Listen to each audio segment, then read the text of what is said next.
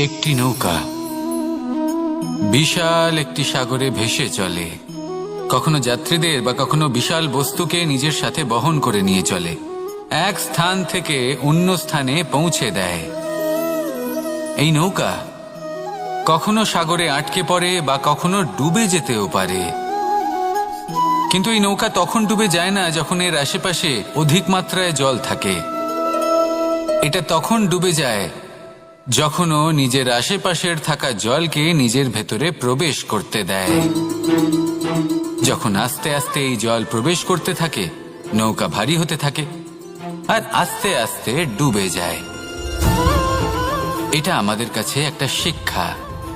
হতেই পারে আমাদের এই সংসারে, আমাদের জীবনে আশেপাশে অনেক বেশি মাত্রায় নেতিবাচক শক্তি থাকবে, ঈর্ষা থাকবে, বিদ্বেষ, ঘৃণা বা ভয় থাকবে, কিন্তু মনের এই নৌকা শুধু তখনই ডুববে যখন আপনি এই নেতিবাচক শক্তিকে নিজের ভেতরে প্রবেশ করতে দেবেন। মনে রাখবেন, এই নেতিবাচক শক্তিকে কখনো নিজের মনে প্রবেশ করতে দেবেন না। প্রবেশ করলেও তাহলে যেন সে সেখানে কোনো স্থান না পায়। শুধু এই বিষয়টা খেয়াল রাখলে আপনার মনের এই নৌকা জীবনের এই সাগরে সব সময় ভেসে থাকবে, আর এই মন প্রসন্ন হয়ে বলবে, রাধা রাধা। আমরা আমাদের জীবনের লক্ষ্য প্রাপ্ত করার জন্য কি না করে থাকি। আমরা ভাবনা চিন্তা করে থাকি, কত জ্ঞান অর্জন করে থাকি, তারপরে আমরা পরিকল্পনা করি আর প্রচেষ্টা করি। এবার প্রথম চেষ্টাতেই সাফল্য লাভ করব সেটা নাও হতে পারে, বরং ইতিহাস সাক্ষী যে প্রথমবার প্রচেষ্টা করে সাফল্য লাভ করার সম্ভাবনা অত্যন্ত কম। আর যে কোনো সফল ব্যক্তিকে দেখুন, আপনি বুঝবেন সেই ব্যক্তি বারবার প্রচেষ্টা করে, চেষ্টা করা থামায় না, তবেই সেই ব্যক্তি একদিন সাফল্য লাভ করেন। সেই জন্য আপনিও প্রচেষ্টা করা কখনো বন্ধ করবেন না, করতেই থাকুন। যখন আপনি প্রথমবার প্রচেষ্টা করেন তখন আপনি একা থাকেন, কিন্তু যখন আপনি দ্বিতীয়বার প্রচেষ্টা করেন তখন আপনার সাথে কিছু বিগত প্রচেষ্টার অভিজ্ঞতা থাকে। চেষ্টা করতে থাকুন, সাফল্য আপনার কাছে আসতেই চলেছে। আসুন আমার সাথে ভালোবেসে বলুন, রাধা রাধা। আপনারা সবাই একটা গাছের পাতাকে দেখুন, যতক্ষণ পর্যন্ত গাছের সাথে মানে গাছের ডালের সাথে জুড়ে থাকে সে সবুজ থাকে, বাতাসের সাথে সে নড়তে থাকে। যতক্ষণ পর্যন্ত ও সূর্য থেকে পাওয়া রশ্মির শক্তি গাছে পৌঁছে দেয় ততক্ষণ ও ডালের সাথে যুক্ত থাকে, কিন্তু যখন সেই পাতা শুকিয়ে যায় তখন তার কোনো গুরুত্ব থাকে না। সেই পাতা গাছের ডালে এবং বৃক্ষের কাছে বোঝা হয়ে থেকে যায়, এবং এমন এক সময় আসে যখন সেই ডালটি শুকনো সেই পাতাকে পরিত্যাগ করে। এটাই আমরা এই প্রকৃতিতে দেখি এবং এটাই হলো সত্য। আর এটাই আমাদের জীবনে খুব বড় একটা শিক্ষা। যদি আপনিও নিজের জীবনে নিজের আপনজনদের কাছে বোঝা স্বরূপ হয়ে দাঁড়ান, তাহলে তারা আপনাকে যতই ভালোবাসুক না কেন, ওনারা যদি নাও চান তাহলেও এমন এক দিন আসবে যখন আপনার আপনজন আপনাকে পরিত্যাগ করবে। সেই জন্য সবসময় আত্মনির্ভর হয়ে ওঠার চেষ্টা করুন, নিরন্তর পরিশ্রম করতে থাকুন, কারোর ওপর বোঝা হয়ে থাকবেন না, বরং তার সাথে মিলে দায়িত্ব পালন করুন। এমনটা করবেন তাহলে আপনার সম্মানও বজায় থাকবে এবং সম্পর্কের মধ্যে আপনার মূল্যও বজায় থাকবে। আসুন আর আমার সাথে ভালোবেসে বলুন, রাধা রাধা। আমাদের মধ্যে এমন অনেক মানুষ আছেন যারা বই পড়তে পছন্দ করেন, অনেক মানুষ আছেন যারা ভিন্ন ভিন্ন রকমের কাহিনী পড়েন। এবার পড়তে পড়তে মাঝে এমন একটা অধ্যায় অবশ্যই আসে যা আমাদের হৃদয় স্পর্শ করে যায়। আমরা হৃদয় যন্ত্রণা অনুভব করি, তাও আমরা সেই কাহিনী শেষ পর্যন্ত পড়ি, এবং তখন আমরা বুঝতে পারি যে সেই যন্ত্রণাময় অধ্যায়টি কেন এসেছিল, তার থেকে আমরা কি শিক্ষা পেলাম, এবং আমরা অবশেষে লক্ষ্যেও পৌঁছলাম। কিন্তু যদি সেই যন্ত্রণাদায়ক অধ্যায়টিতে আপনি থেমে যান, আপনি যদি এটা ভাবেন যে আমি আর পড়তে পারবো না, তাহলে আপনি জানতেও পারবেন না যে পরবর্তীতে কি হতে চলেছে। এই মন দুঃখে ভরে উঠবে। মনে প্রশ্ন আসতেই থাকে যার উত্তর আমরা পাই না, নিজেদের লক্ষ্য বুঝতেই পারি না। এইভাবেই আমাদের জীবনেও যদি এমন কিছু হয় যা অত্যন্ত দুঃখজনক, যদি এমন কোনো কঠিন অধ্যায় আপনার জীবনে আসে, থামবেন না। তা হলো আপনার জীবনের কাহিনীর একটি যন্ত্রণাদায়ক দুঃখজনক অধ্যায় মাত্র। শেষ পর্যন্ত এই কাহিনীতে টিকে থাকুন, কর্ম করতে থাকুন। আপনি বুঝতে পেরে যাবেন যে এই কঠিন পরিস্থিতি আপনার জীবনে কেন এসেছিল। আপনি শিক্ষাও লাভ করবেন এবং লক্ষ্যও লাভ করবেন। আসুন আমার সাথে ভালোবেসে বলুন, রাধা রাধা। মুক্তোর এই মালা দেখতে কত সুন্দর হয়, তাই না? যিনি ধারণ করেন তাকেও এটা শীতলতা প্রদান করে, আর যে ব্যক্তি দেখে তার চোখও এই দৃশ্য দেখে শান্তি উপলব্ধি করে। কিন্তু ভাবুন, যদি এমন কিছু হয় যে সুতো দ্বারা এই মুক্তোর মালা তৈরি হয়েছে সেটা কেউ ছিঁড়ে দেয়, তাহলে এই মুক্তোর মালা ছিঁড়ে যাবে আর সমস্ত মুক্তো মাটিতে পড়ে যাবে, ছড়িয়ে পড়বে। তখন কি আমরা এটা ভাববো যে এটা তো মাটিতে পড়ে থাকা বস্তু, এটা আমি তুলব না? ভাববো না, তাই না? আমরা নিচু হয়ে একটা মুক্তো কুড়িয়ে নিই এবং আবার এদের সুতোর মধ্যে প্রবেশ করাই। কেন? কারণ এই মুক্তো হলো বহুমূল্য। এতে কোনো সন্দেহ নেই যে এই মুক্তো হলো বহুমূল্য। কিন্তু এর থেকেও অনেক বেশি বহুমূল্য হলো আমাদের জীবনে আমাদের সম্পর্ক, আমাদের বন্ধু বান্ধব। এই সম্পর্কেও কখনো কখনো বিবাদ হয়, মনোমালিন্য হয়, এগুলোও ছড়িয়ে যায়। আর সেই সময় এই মুক্তোর মতোই নত হয়ে আমাদের এই সম্পর্কগুলিকে হাতে তুলতে হবে, এদের জুড়তে হবে, এদের আগলে রাখতে হবে, কারণ এদের থেকে বহুমূল্য আর কিছুই নেই। আর যদি এই কাজটা আপনি শিখে নিতে পারেন, তাহলে আপনার জীবনের এই সম্পর্ক, এই বন্ধুত্ব সবসময় আপনাকে বল প্রদান করবে, আনন্দ প্রদান করবে। আর এই মন সুপ্রসন্ন হয়ে বলবে, রাধা রাধা। সুখ এবং দুঃখ এই দুই হলো আমাদের জীবনের অবশ্যম্ভাবী এবং গুরুত্বপূর্ণ অঙ্গ। আমাদের সকলের জীবনে কখনো সুখও আসে, আবার কখনো দুঃখও আসে। আমরা সবসময় ভাবি আমরা কিভাবে সুখ লাভ করব, কিভাবে আমরা দুঃখ থেকে দূরে থাকতে পারি। আর এই জীবনে যা কিছুই ঘটুক না কেন, সেই সব কিছু আমরা সুখ এবং দুঃখের মাপদণ্ডে মেপে থাকি। এবার এখানে একটা ছোট্ট বিষয় আছে, এটা ভেবে দেখতে হবে যে কে আসলে সুখী ব্যক্তি। সুখী ব্যক্তি হলেন তিনি যিনি নিজের জীবনে নিজের কর্মের বিশ্লেষণ করে থাকেন, সেই বুঝে পদক্ষেপ নেন। উনি কি করতে চলেছেন সেটা উনি জানেন, আর যদি ওনার কোনো দোষ থাকে বা ভুল থাকে তাহলে সেগুলো শুধরে নিয়ে এগিয়ে চলেন। সেই জন্য উনি সুখী হন। অন্যদিকে যে ব্যক্তি দুঃখী, তিনি কি করেন? তিনি নিজের উপর নয়, অন্যের উপর নিজের নজর রাখেন যে তিনি কি করছেন, কিভাবে কর্ম করছেন। ওনারা অন্যের নিন্দা করেন, অন্যের সাফল্য দেখে ঈর্ষা করেন, ক্রুদ্ধ হয়ে যান, ওনাদের বাধা দিতে চেষ্টা করেন। সেই জন্যই তো ওনারা দুঃখী হন। এই সংসারে এমন অনেক ব্যক্তি আছেন যারা এই কারণে দুঃখী নন যে তাদের জীবনে দুঃখ আছে। তারা এই কারণে দুঃখ পান কারণ অন্যের জীবন অনেক বেশি সুখের। দেখুন, শেষ পর্যন্ত আপনাকে নিজের কর্মের প্রতি মনোসংযোগ করতেই হবে, অন্যের প্রতি নয়। কারণ আপনার জীবনে আপনার কর্ম হলো এমন একটা জিনিস যা আপনার নিয়ন্ত্রণে আছে। নিরন্তর চেষ্টা করতে থাকুন, নিজের কর্মকে বুঝতে শিখুন, শুধরে নিন, নিজেকে শ্রেষ্ঠ করে তুলুন। তখন সাফল্য নিজে থেকে আপনার কাছে আসবে, আর এই মন প্রসন্ন হয়ে বলবে, রাধা রাধা। এই সংসারে এমন কোন আবেগ আছে যা সবসময় কটু বলে মনে হয়, কিন্তু সবার শেষে এটি সব থেকে বেশি মধুর উপলব্ধি প্রদান করে, সব থেকে বেশি মধুর অনুভূতি প্রদান করে। উত্তর পেলেন? পেলেন না? আপনাকে একটা উদাহরণ দিই। যখন মাতা সীতাকে অপহরণ করা হয়েছিল, তখন শ্রীরাম অপেক্ষা করেছিলেন 4 মাস পর্যন্ত। উনি খুঁজতে চেয়েছিলেন, কিন্তু উনি ওনার খোঁজ বন্ধ রেখেছিলেন। কল্পনা করে দেখুন ওনার কতটা যন্ত্রণা হয়েছিল। উনি শুধু অপেক্ষা করছিলেন, কারণ তখন বর্ষা ছিল। অনেক দিন পর্যন্ত সূর্যের আলো দেখা যায়নি।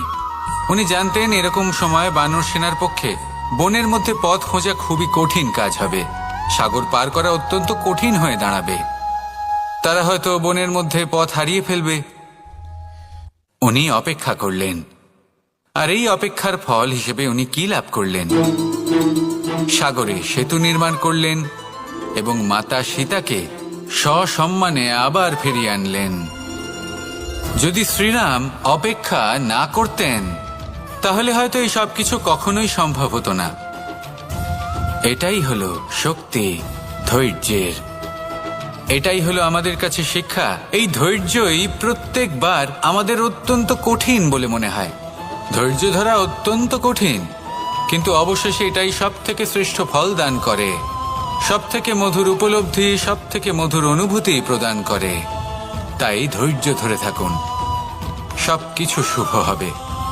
আর তখন এই মন প্রফুল্ল হয়ে বলবে, রাধা রাধা। এই সংসারে সব থেকে ভয়ানক এবং গভীর অন্ধকার কোনটা?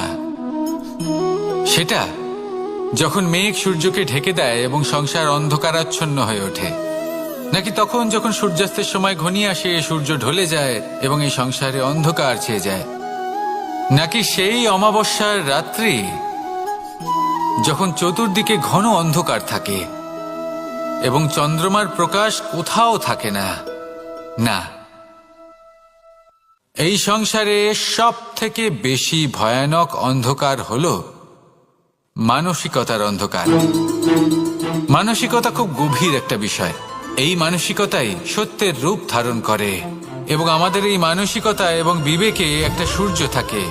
যদি আমরা এটা জীবন থেকে বের করে ফেলি, তাহলে নিরাশা, হতাশা, অসফলতা এর এমন এক ঘন অন্ধকারে আমরা ফেসে যাব যে তার থেকে বাইরে বের হওয়া প্রায় অসম্ভব ব্যাপার হয়ে দাঁড়াবে। বড়ই কঠিন হয় সেই সময়। সেই জন্য ইতিবাচক মনোভাব থাকা খুব প্রয়োজনীয়। এটা ভাববেন না যে এটা আমার সাথে কেন হলো, এই সমস্যা কেন এলো, ওই ব্যক্তি আমার সাথে এটা কেন করলেন। এটা ভাবুন যে আমি জীবনে যে পরিস্থিতিতে দাঁড়িয়ে আছি, তার থেকে আমি ঠিক কিভাবে বাইরে বেরোতে পারবো। যতই ঘন অন্ধকার থাকুক না কেন, খুব ছোট একটা প্রদীপের প্রকাশ আমাদের পথপ্রদর্শক হয়ে দাঁড়াতে পারে। আর আমাদের জীবনে এই ছোট্ট একটা প্রকাশ হলো আশা। এই আশার একটি কিরণ আমাদের অত্যন্ত গাঢ় অন্ধকারেও পথ দেখাতে পারে। তাই এই আশাকে সবসময় মনে প্রজ্বলিত করে রাখুন।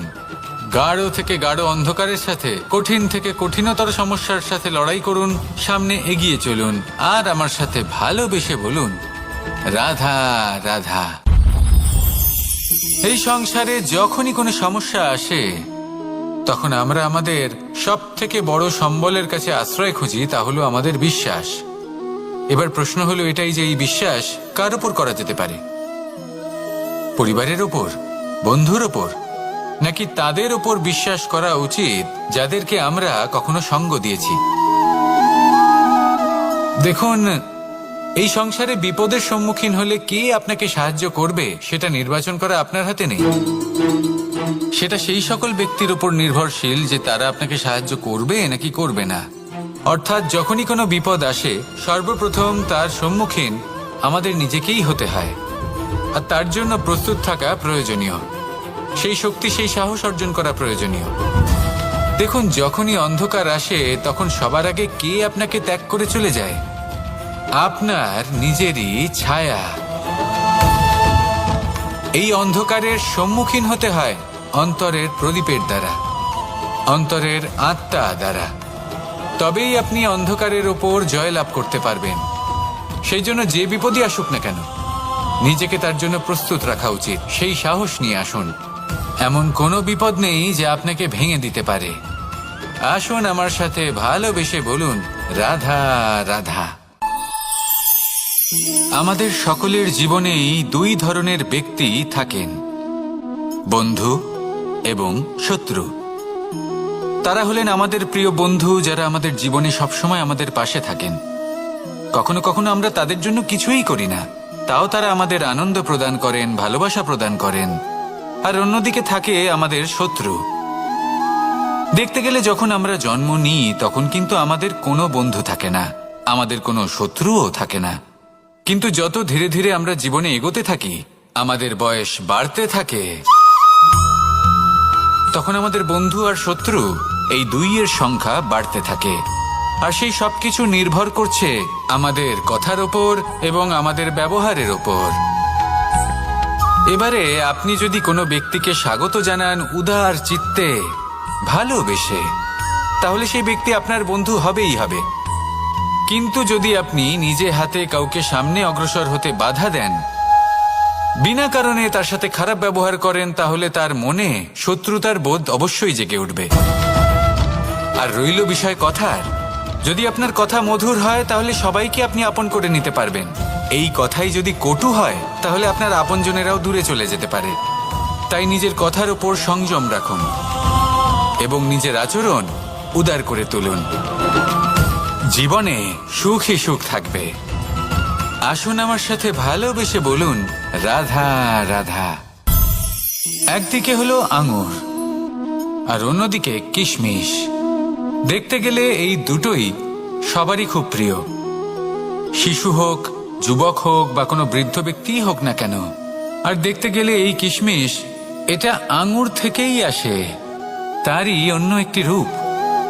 কিন্তু কখনো হাটে যান আর গিয়ে জিজ্ঞেস করুন যে এই কিশমিশ আর আঙুর, এই দুইয়ের মধ্যে অধিক মূল্য কার?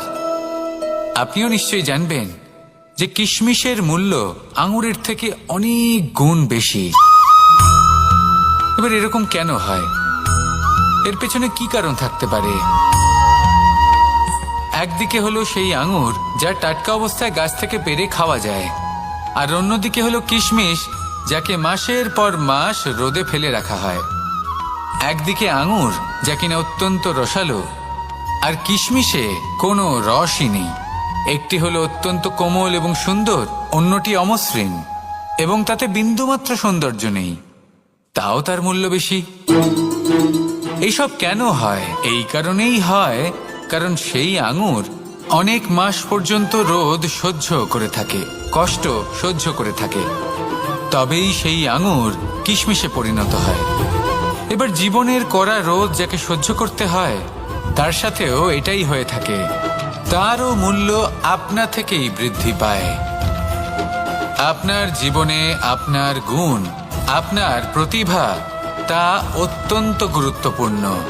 কিন্তু যখন আপনি অভিজ্ঞতা লাভ করেন, তখনই সেই অভিজ্ঞতা আপনার গুণ এবং প্রতিভাকে আরো অনেক বেশি শ্রেষ্ঠ করে তোলে। তাই জীবনের কঠোর রোদের মধ্যেও দাঁড়িয়ে থাকাটা শিখে নিন। সাহসের সাথে কঠিন পরিস্থিতির সম্মুখীন হওয়াটা শিখে নিন। ঠিক এইভাবেই অভিজ্ঞতা লাভ করতে হয়। আর এই অভিজ্ঞতা আপনার মূল্য বৃদ্ধি করতেই থাকবে, করতেই থাকবে। আর তখন এই মন প্রসন্ন হয়ে বলবে, রাধা রাধা। এই সংসারে সব থেকে বড় ব্যক্তি কে? আপনি বলবেন, এই কেমন ধরনের প্রশ্ন? কিন্তু এটা হলো সব থেকে উচিত প্রশ্ন। কেউ এর উত্তর দেবে যে সেই মহাপ্রতাপী রাজা, তিনি হলেন সব থেকে বড় ব্যক্তি, সেই বড় রাজনীতিবিদ, তিনিই সব থেকে বড় ব্যক্তি। আমি আপনাকে জানাই যে সংসারের সব থেকে বড় ব্যক্তি হলেন তিনি, যার সাথে দেখা করলে আপনি নিজেকে ছোট মনে করবেন না। কোনো ব্যক্তি যিনি সব থেকে বেশি শক্তিশালী, আপনি যদি তার সামনে যান, তাহলে উনি আপনার অন্তরের শক্তিকে বাইরে বের করে আনবে। আপনার অন্তরের লুকিয়ে থাকা শক্তিকে জাগ্রত করতে প্রেরণা প্রদান করবে। তিনি হলেন বড় ব্যক্তি, তিনি হলেন মহান ব্যক্তি। তিনি নন যিনি নিজের বল এবং ঐশ্বর্য দ্বারা আপনাকে তার সামনে ছোট প্রমাণ করবেন। এবং সেই জন্য মহাদেব আমার আরাধ্য হলেন আমার খুব প্রিয়। কারণ রাজা হোক বা ফকির, কেউ যদি ওনার সামনে যান তাহলে সে নিজেকে ছোট মনে করেন না। আপনিও যদি জীবনে অনেক বড় হতে চান, তাহলে কাউকে কখনো নিজেকে ছোট মনে করতে দেবেন না। তার অন্তরে বড় হয়ে ওঠার প্রেরণা প্রদান করুন। আসুন আমার সাথে ভালোবেসে বলুন, রাধা রাধা। এই সংসারের একটা নিয়ম আছে, বা বলতে পারেন লোকে তাই বলে, যে শক্তিশালী হয় সে শক্তিহীনকে নত করে দেয়। এমনটাই হয়, তাই না? আবশ্যক নয়, কখনো কখনো এমনও হয় একজন অসমর্থ ব্যক্তি সমর্থ ব্যক্তিকে নত করে দেন। এটা সম্ভব, এও হতে পারে। আর এটা তখন হতে পারে যখন তার মধ্যে ভালোবাসার শক্তি থাকে। ভালোবাসার শক্তি এই সংসারে সবথেকে বড় শক্তি হয়। এই ভালোবাসার শক্তি দ্বারাই নির্ধন সুদামা আমাকে দিয়ে নিজের পা ধুইয়ে নিল, কিছু না বলেই, কিছু না চেয়েই। এই কর্মের আধার ছিল শুধুমাত্র ভালোবাসা। খুব শক্তিশালী হয় এই ভালোবাসা। ভালোবাসার শক্তি দ্বারাই আপনি হিমালয় পর্বতকে নত করতে পারেন, তাহলে কি অসম্ভব হতে পারে? এই ভালোবাসার শক্তির সঞ্চার করুন, আর এই ভালোবাসার সাথেই বলুন, রাধা রাধা।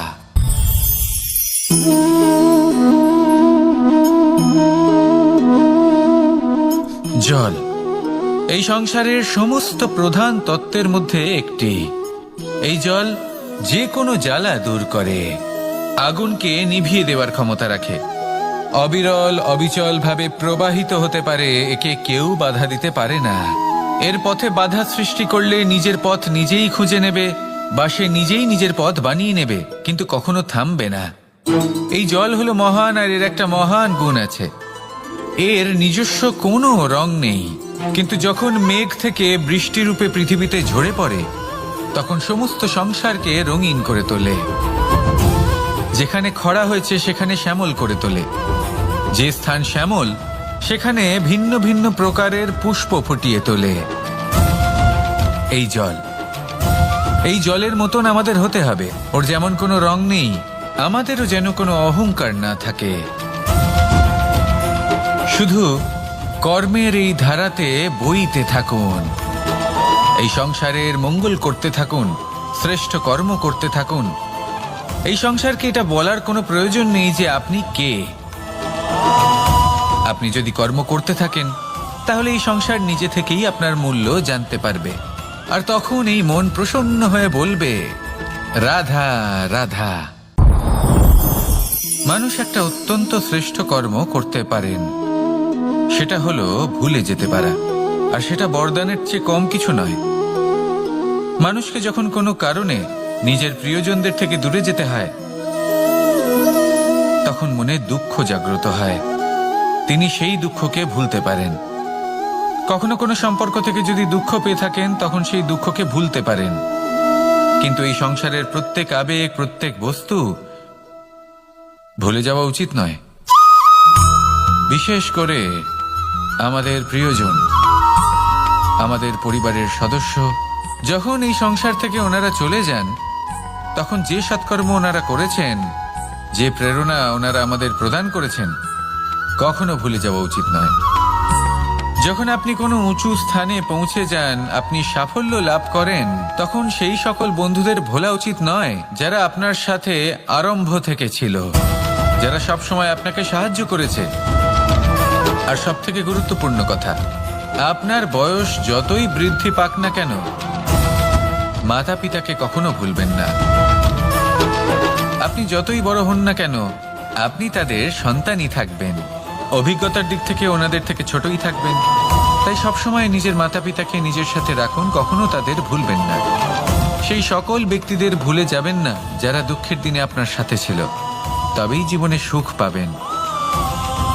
আসুন আর আমার সাথে ভালোবেসে বলুন, রাধা রাধা।